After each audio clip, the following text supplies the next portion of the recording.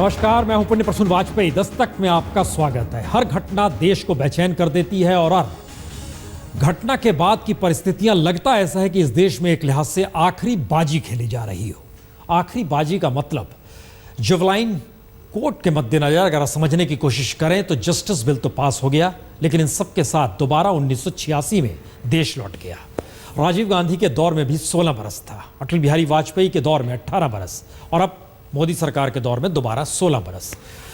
लेकिन इन सब के बीच समाज कहाँ है, सत्ता कहाँ है, सरकार कहाँ है, और साथ ही सवाल एक मंत्री के ऊपर आरोपों की बौछार हो रही है तो कुछ सवाल और खड़े हो रहे हैं और उदाहरण ऐसे दिए जा रहे हैं जिससे लग रहा है कटघरा है या नहीं है।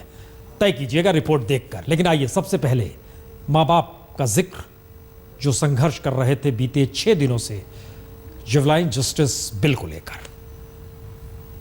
मैं संतुष्ट हूँ, कम से कम हमारे बच्ची आने वाले समय में बच्चियों के लिए ये फायदेमंद होगा। मेरी बेटी को तो इंसाफ नहीं मिला, इसके लिए मैं हर संभव कोशिश करूंगी जब तक उनको फांसी नहीं हो जाती। हमारा संघर्ष तो जारी रहेगा। कभी अभी तो एक बाहर आया, अभी 4 उसमें बंद है। सुप्रीम कोर्ट में उनकी अपील है, तो हमारी लड़ाई तो अभी जारी रहेगी जब तक उनको फांसी नहीं हो जाता। फिलहाल हम संतुष्ट हैं इसलिए कि बिल पास हो गया। ये देश वाकई बहुत न्यूनतम जरूरतों के इर्द गिर्द भटक रहा है। बड़ी न्यूनतम जरूरतें हैं, चाहे वो रोटी कपड़ा मकान की हो, चाहे कानून के पालन किए जाने की हो, चाहे लगे पुलिस प्रशासन काम कर रही हो, चाहे ये लगे कि वाकई मंत्री को बेदाग होना चाहिए। इस बात का जिक्र इसलिए क्योंकि प्रधानमंत्री पहली बार बोले। पहली बार का मतलब ना वो सुषमा स्वराज के वक्त बोले, ना वसुंधरा राजे सिंधिया के वक्त बोले, ना शिवराज सिंह चौहान के वक्त बोले, लेकिन अरुण जेटली के वक्त बोले, लेकिन बंद कमरे में बोले, लेकिन बोले। रिपोर्ट देखिए। जिस तरह अडवाणी हवाला मामले में बेदाग निकले, उसी तरह जेटली भी बेदाग निकलेंगे। यह बोल प्रधानमंत्री के हैं। संसदीय दल की बैठक में अडवाणी और जेटली की मौजूदगी में प्रधानमंत्री मोदी ने जब यह कहा तो इसके कई मायने निकाले जा सकते हैं, लेकिन सरल मतलब यही है कि जैसे अडवाणी को हवाला में फंसाया गया, वैसे ही जेटली को डीडीसीए में फंसाया जा रहा है। यानी अडवाणी ने इस्तीफा देकर गलती की, यह गलती जेटली नहीं करेंगे।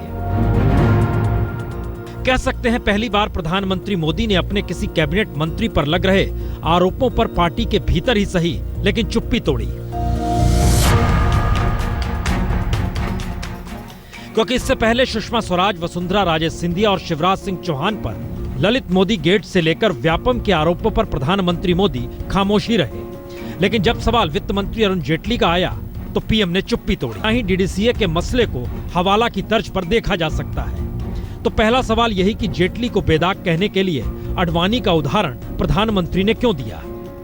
तो पुरानी फाइलों को खोलें तो अडवाणी पर लगे हवाला के आरोपों में कई दिलचस्प पहलू निकल कर आते हैं। मसलन अडवाणी का नाम पहली बार मई 1993 में सुब्रमण्यम स्वामी ने एक प्रेस कॉन्फ्रेंस में लिया था।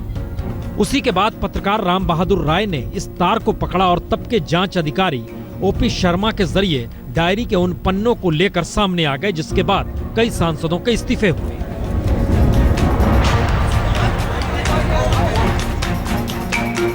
जनवरी 1996 में चार्जशीट दाखिल होते ही अडवाणी ने इस्तीफा दे दिया था।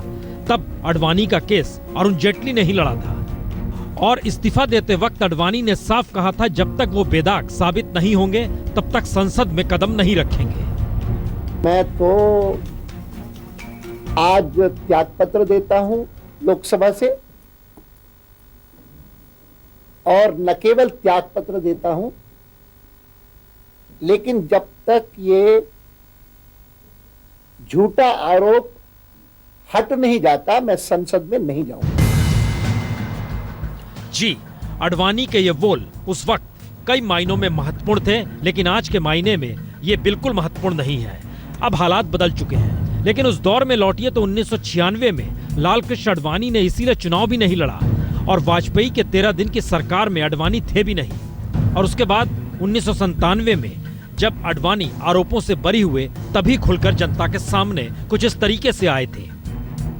ऐसे पवित्र दिन पर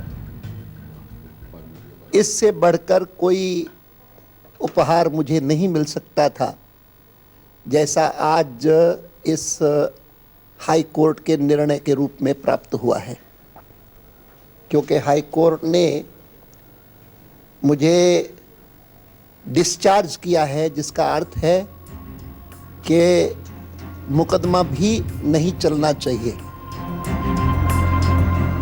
तो लाल कृष्ण आडवाणी पर जब आरोप लगे और जब वो बेदाग साबित हुए, दोनों वक्त ही आडवाणी सरकार में नहीं थे। लेकिन 18 बरस बाद जब डीडीसीए के घोटालों का जिक्र हुआ और कटघरे में वित्त मंत्री अरुण जेटली को खड़ा किया जा रहा है, तब प्रधानमंत्री का बयान, जिस तरह आडवाणी हवाला मामले में बेदाग निकले, उसी तरह जेटली भी बेदाग निकलेंगे कि मायने हैं क्या। दरअसल ये मायने आने वाले वक्त में निकाले जाएंगे और इसका इंतजार करना होगा। हम कह सकते हैं हालात बदल गए हैं, परिस्थितियां बदल गई है, सियासत बदल गई है, राजनीतिक सत्ता की ताकत के मायने कुछ अलग हो गए हैं और या इन सब के बीच सिर्फ राजनीतिक सत्ता ही सब कुछ तय करने लगी है और बाकी मापदंड कोई मायने नहीं रखते। लेकिन इससे इतर बाकी राजनीतिक दल क्या सोचते हैं? बड़ी खुशी की बात है कि प्रधानमंत्री जी को आडवाणी जी की याद आ जाई है।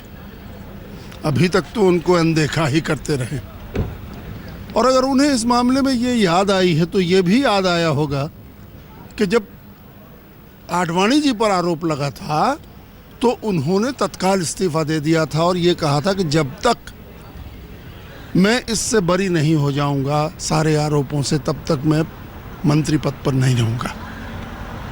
क्या वही आचरण करने की सलाह दे रहे हैं जेटली जी को? उनकी याददाश्त बड़ी सेलेक्टिव हो जाती है, तो यहाँ सफाया दे रहे हैं जेटली जी के लिए, हाउस चलने दीजिए और हाउस में ये जवाब हमें सुनना है। उस समय हवाला कांड में आडवाणी जी इस्तीफा दे दिए थे और उसके बाद वो क्लियर होने के बाद वो फिर वापस आए मंत्रिमंडल।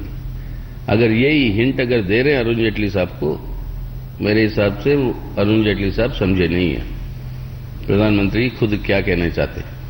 जाहिर है प्रधानमंत्री के रवैये से कांग्रेस का रवैया मेल नहीं खाता और वो आडवाणी और जेटली के बीच का फर्क भी मानती है। लेकिन संकेत साफ है कि भले ही संसद का ये सत्र कल खत्म हो जाएगा, लेकिन जेटली और जेटली के जरिए कांग्रेस संसद के बाहर सड़क पर भी लगातार हमलावर बनी रहेगी।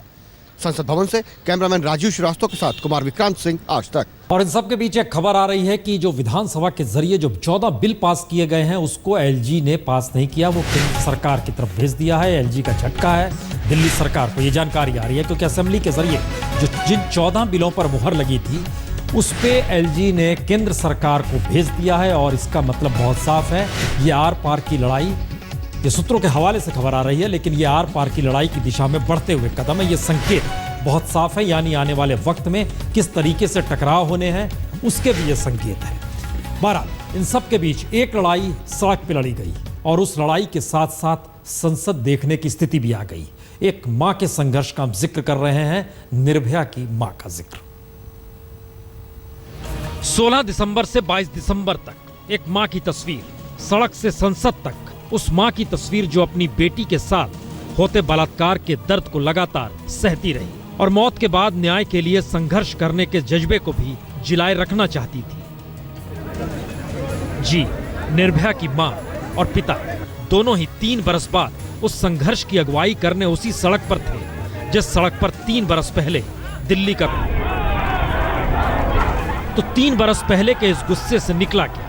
और 3 बरस बाद जब मां को अगुवाई करने सड़क पर उतरना पड़ा, वह भी 1-2 दिन नहीं, लगातार 6 दिन तक, तो उसके बाद न्याय की आस में सड़क दर सड़क और नेता दर नेता के दरवाजे को ठकठकाते हुए आखिरकार आज राज्यसभा में बैठकर उन्होंने उस पल को देखा जब जुवलाइन की उम्र 18 से 16 करने पर राज्यसभा ने मुहर लगा दी और मां की आंखों में आंसू आ गए। तो पिता भी भावुक होकर सिर्फ इतनी ही खुशी जतला पाए कि चलो कुछ तो हुआ, क्योंकि निर्भया से बलात्कार करने वाले 7 दोषियों में एक 18 बरस से कम उम्र का था और जुवलाइन होने पर उसे 2 दिन पहले ही रिहा कर दिया गया था। और उसका विरोध करते वक्त निर्भया की मां को पुलिस जबरदस्ती उठा कर ले गई, चोट भी लगी।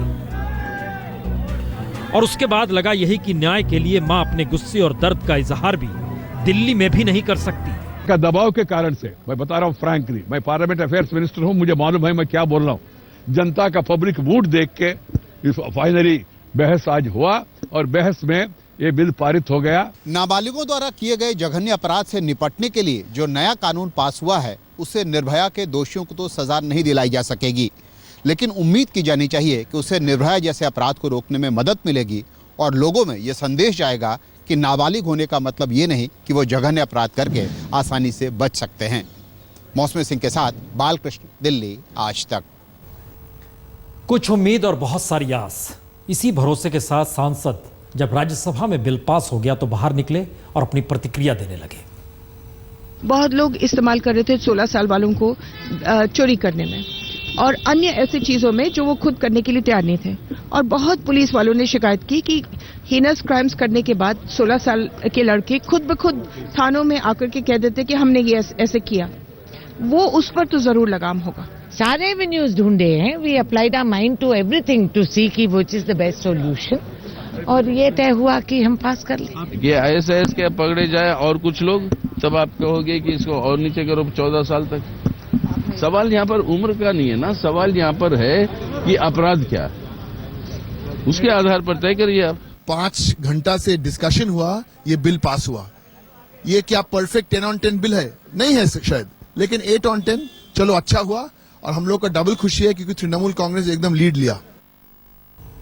जाहिर है परफेक्शन कुछ होता नहीं है, लेकिन समाज और सत्ता के बीच कोई तालमेल तो होना चाहिए। लगना तो चाहिए कि हाँ, संसद के सरोकार हैं, इस देश में राजनीतिक सत्ता की जनता से सरोकार है, समाज का कोई दबाव काम कर रहा है, पुलिस प्रशासन अपने अनुकूल काम कर रही है। यह जिक्र हम इसलिए कर रहे हैं क्योंकि राजीव गांधी ने 1986 में जे बिल जिसका जिक्र हो रहा है, उस वक्त 16 बरस की थी। अटल बिहारी वाजपेयी के दौर में फिर से वो 18 बरस हो गई और अब फिर 16 बरस। समाज फेल तो नहीं हो रहा है। राजीव गांधी के दौर में यानी 1986 में जेवलाइन की उम्र 16 साल की गई थी। वाजपेयी के दौर में यानी सन 2000 में फिर इसे 18 बरस कर दिया गया और 2015 में जेवलाइन की उम्र 16 बरस पर आकर टिक गई। तो क्या हर 14-15 बरस के बाद देश को किसी अपराध को लेकर दोबारा सोचना पड़ता है कि जेवलाइन की उम्र होनी क्या चाहिए? और 2030 में एक बार फिर संसद में जेवलाइन को लेकर बहस होगी और तब सवाल होगा कि बचपन की गलती आपराधिक दुनिया में बच्चों को ढकेल तो नहीं रही, या फिर इसके उलट भी सोचा जा सकता है कि 16 से घटाकर 14 बरस क्यों ना कर दी जाए, क्योंकि इस दौर में आधुनिक सूचना क्रांति और आगे बढ़ चुकी होगी। और दरअसल पहली बार ध्यान दें तो आधुनिक तकनीक और शिक्षा की परिधि से दूर सूचना क्रांति की उस समझ पर भी सवालिया निशान संसद के भीतर ही लगा, जहां पेट में भोजन हो ना हो लेकिन हाथ में मोबाइल होता है और सामने इंटरनेट होता है। जाहिर है, न समाज के पास न सरकार के पास कोई उपाय अज्ञानता और ज्ञान अर्जन करने के बाद सूचना तकनीक के प्रभाव को सही दिशा में कैसे ले जाया जाए इसको लेकर है, क्योंकि देश सरोकार की पटरी छोड़ मुनाफा बनाने और किसी भी तरीके से ज्यादा कमाने की दिशा में लगातार बढ़ रहा है। तो चाहे सामने वाले को कुचल कर ही क्यों ना आगे बढ़ लिया जाए, यानी देश की प्राथमिकता यही हो चली है कि उसमें ये सच फिट बैठते ही नहीं कि हर 11 बच्चों में एक बाल मजदूर है, 90 लाख से ज्यादा बच्चे स्कूल जाने से वंचित हैं और विकास और चकाचौंध की आंधी के बीच खुद को कमतर न मानते हुए अपनी ताकत का एहसास कराने के लिए कोई नाबालिग अपराध की राह पर निकलने से नहीं कतराता। तो फिर चोरी डकैती हो या रेप मर्डर, फर्क नहीं पड़ता। और गौरतलब है कि साल 2013 में गिरफ्तार किए गए 35,244 नाबालिग अपराधी अपने घर वालों के साथ ही रह रहे थे। ये सभी गरीब परिवारों से ताल्लुक रखते थे, जिनके परिवार की महीने की आय 4 से 5 हजार रुपए थी। यानी घर में आर्थिक तंगी थी तो पैसा लाने वाला नाबालिग अपराध की तरफ मुड़ गया और घर वाले भी रोक नहीं पाए, या फिर अपराध और जिंदगी की जद्दोजहद में आदर्श हालात इस देश के भीतर कुछ बच नहीं रहे और सीख सरकार नहीं दे रही और समाज दरअसल गरीबी, बेरोजगारी, अशिक्षा और गांव शहर के बीच आर्थिक खाई से लेकर सोच के स्तर पर जो खाई है, उसमें नए किस्म का संकट आधुनिक बनने की होड़ ने शुरू किया है। 15 से 20 करोड़ कंज्यूमर के लिए ही समूचा देश काम पर लगा हुआ है। जो कमाई ग्रेजुएट की है उससे ज्यादा कमाई हो सकता है बिना पढ़े लिखे मजदूर को मिल रही हो। ज्ञान अर्जन की सारी प्राथमिकता आधुनिक उपभोग पर जा टिकी है और अपराध ही अगर उपभोग दिला पाने में सक्षम है तो फिर रास्ता कानून से निकलेगा या सामाजिक दबाव या सरोकार से? यही सवाल है जो संसद में गुम था और जिसका जवाब मिला नहीं।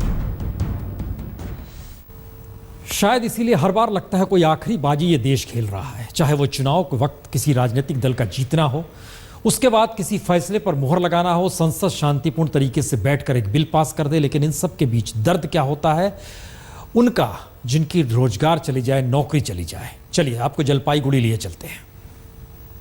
अब समय जब आगे बढ़ने जा रहा है तो हम लोग का बागान जैसे जैसे जा रहा है वैसे डामाडोल हो रहा है।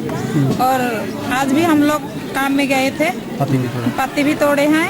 और जब हम लोग को बागान में खबर आया कि बागान तो नोटिस टंगा हुआ है तो हम लोग आप सब गेट में चले आए।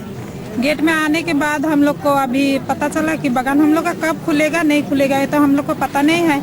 लेकिन हम लोग तो मजदूर है, काम करने वाले, और आज तक हम लोग अच्छे से काम करते आए हैं। हम लोग का बोनस जो मिलने वाला था दिसंबर में वो अभी मई महीना में बोल रहे हैं। हम लोग का एरियल बाकी है वो भी मई महीने में। तो हम लोग कैसे चलाएंगे घर चलाने में हम लोग का असुविधा हो रहा है। इसलिए हम लोग थोड़ा कुछ बतावती हो गए, इसलिए बागान बंद करके।